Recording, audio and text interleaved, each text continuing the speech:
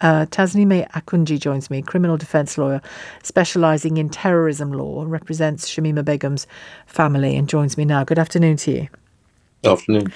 What are the implications of the Home Office saying, well, we appeal right back? Does that mean you're pretty much in the same position you were from her perspective? Well, not quite, but in terms of on the ground, matters are no doubt delayed until the Supreme Court. She stays put for now. Indeed, she does. Mm-hmm. But as these decisions clock up and bounce from lower courts to higher courts, and the situation becomes clearer and the position solidifies with the concrete sets, and then we move forward based upon that solid ground, really. So when did she find out that there was this chink of light? Today. Right, so she only found out today. Have you spoken to her? I haven't, no. I'm her family's lawyer, but her solicitors have been in contact. And how is she in herself? I don't know that. No. That's okay. Between her and her. Okay. Lawyers. I just wondered whether the family had shared that sense of how she was coping in that camp. So what happens now then? What flows from this? So I think the Home Office have till Monday to apply for leave to appeal. I imagine that they'll be doing that. Those grounds that they levy will be considered on their own merits, and if the court or Supreme Court think that they have some arguments to be aired, then it will move forward and we'll have a hearing there, I'd imagine. And the argument is that in the Al Hol camp, she couldn't make her case fair and square from inside that camp. It's the Al Roj camp. She was in Al Hol. Oh, she's in Al Roj now? Yes. But yeah, that is the argument, and that was the argument that this Court of Appeal considered, basically. Do the interviews that she gave at the time play a part here? Not really, no. In terms of this court, it wasn't looking at any substantive issues. It was looking at the principle of it, and predominantly the conditions she's in and her ability to engage effectively with the appeal process. So the Home Secretary stripped her of citizenship according to a piece of legislation. That legislation gave Shamima Begum the right to appeal, but that is meaningless unless she can effectively engage that right.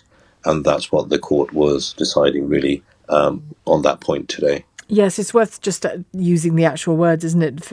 This was Lord Justice Flower sitting with Lady Justice King, and Lord Justice Singh said, fairness and justice must, on the facts of this case, outweigh the national security concerns so that the leave to enter appeals should be allowed. And the judge also said that the national security concerns about her could be addressed and managed if she returned to the United Kingdom.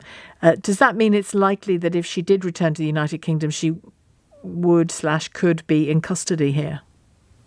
It's possible. I'd imagine that it's probably more likely that she would be put under a TPIM order, which is some form of sort of house arrest incommunicado.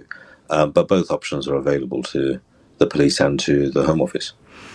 You know, I mean, I'm not telling you anything you don't know that there is a seam of opinion towards Shamima Begum that no matter that she was 15 when she left, no matter that she was arguably anyway groomed into this by others, she didn't really do herself favours in some of those interviews, did she? By seeming to be so separate from any responsibility at all. I'd be surprised if that was just a seam of opinion. I think that'd be the vast majority would agree with that.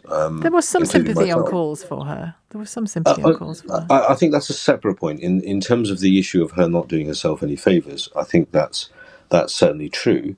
And that is somebody who was a young girl who left the UK, has been steeped in the surroundings of ISIS in a relationship context, and then found herself through war in a refugee camp.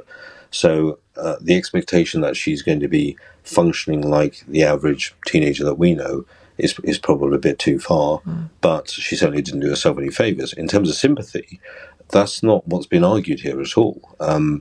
Sympathy is a plea in mitigation in a criminal trial. She hasn't had the opportunity to have a criminal trial. The Home Office have pretty much done everything they can to accuse her of being a criminal, yet deny her and deny us the right to accuse her formally and then have 12 members of her peers judge her, really. And also, I don't know about the Roj camp, but the reporting from the Al Hol camp at the time was that it was not a safe place and that she would have been watching her words there very carefully. Well, bizarrely enough, when my clients, Shamima Begum's family, wrote a letter to Sajid Javed requesting that they simply don't stand in our way of helping bringing her baby back, well, the response from the government was it's too dangerous to send a British official there. Well, if the argument is that it's too dangerous for British officials to go, then it's certainly too dangerous to allow someone to stay there and try and mount a very complex appeal from that scenario. So next steps, I suppose the Home Office doesn't have a great deal of time, does it, to try to counter appeal, because I guess the plane could be made ready quite easily to bring her home for the appeal to take place, for her appeal to take place. Well, they've applied. I think they've got leave to apply for a stay in proceedings whilst they consider leave to appeal to the upper courts. So that means that the situation is frozen on the ground until a higher court agree to look at the matter and then judge on the matter. So I think Shamima Begum being moved anywhere due to these issues is not very likely at all. Okay. So I think in a few months' time we'll have seen a bit more progress around that.